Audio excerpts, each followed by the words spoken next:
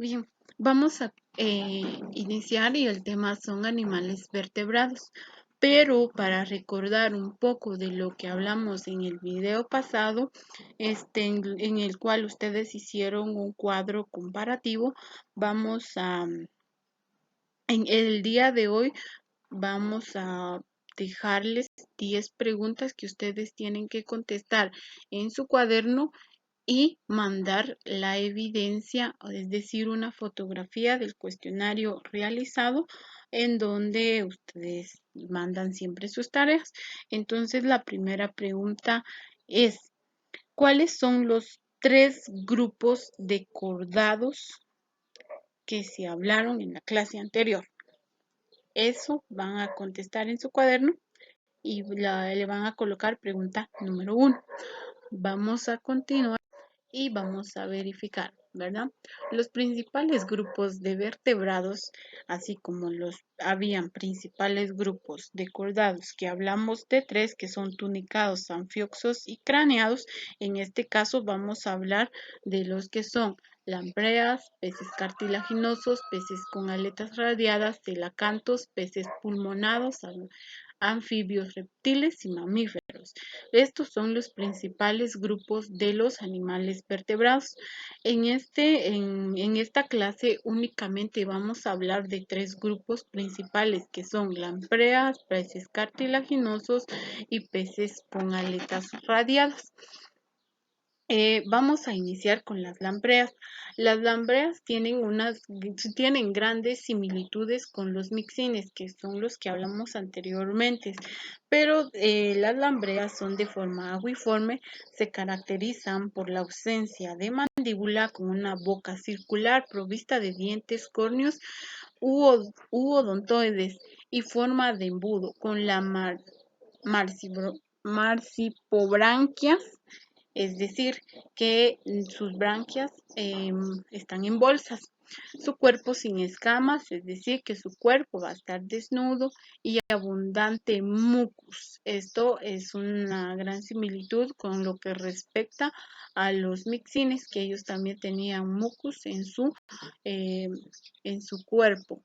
El esqueleto axial principal, es decir, que tienen vértebras, en este caso tienen vértebras, cartilaginoso o fibroso, sin arcos verdaderos para el soporte de las branquias y su protección unido al cráneo que es decir, que es un neurocráneo, ausencia de aletas pares y un solo orificio nasal, es decir, que ellos se van a llamar monorrino. Cuando tienen 2 orificios nasales se van a llamar dirrinos. Este es un ejemplo, pero no es este pez, sino que es esas como cositas negras que se le miran ahí al pez.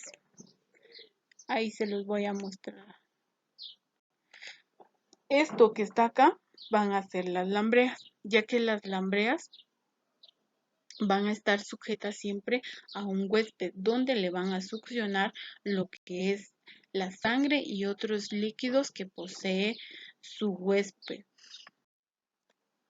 Continuando, no presentan un estómago definido y ni curvaturas en el intestino.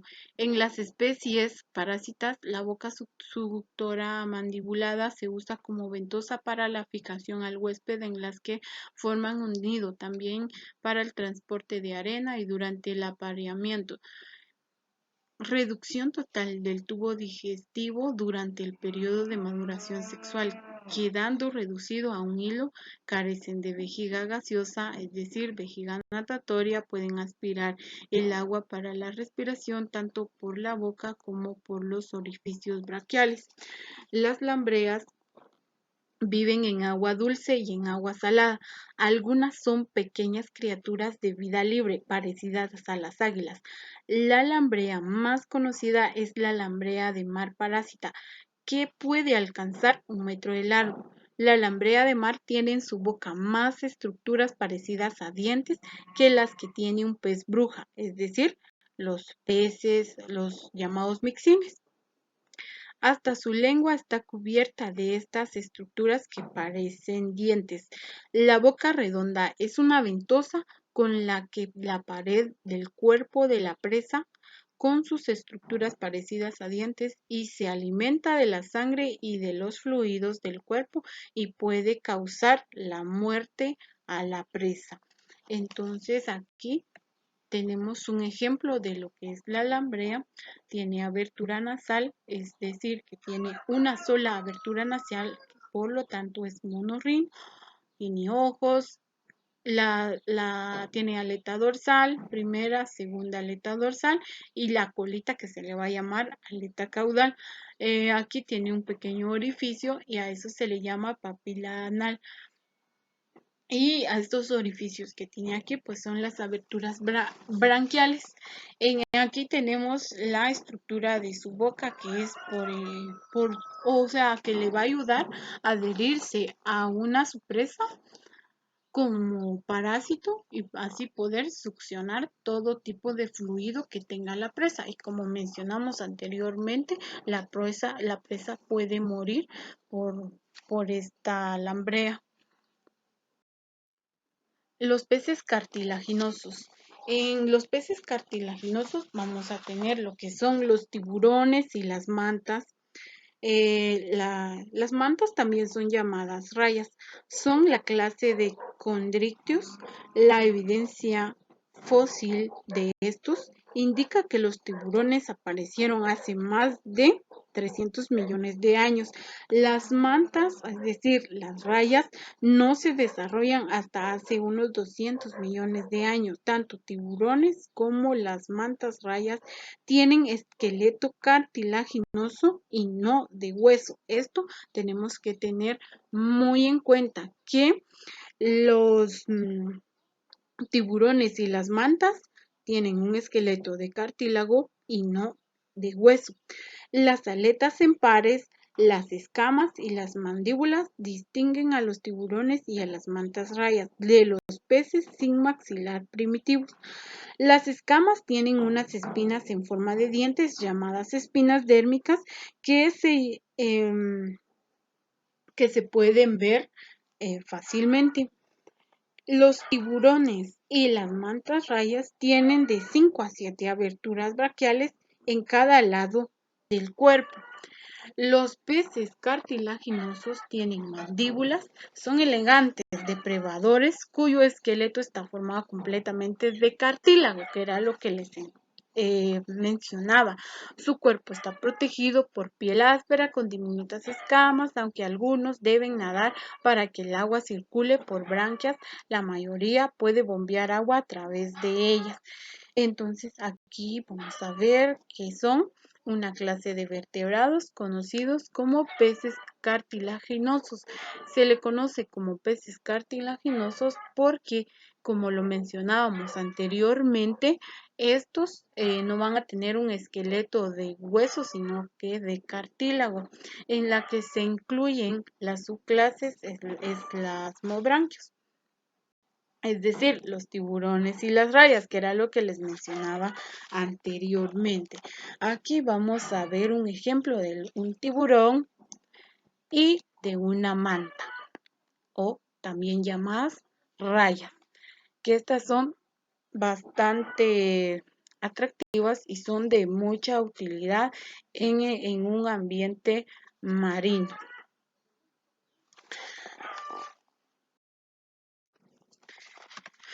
El tercer grupo que veremos el día de hoy, que son peces con aletas radiadas.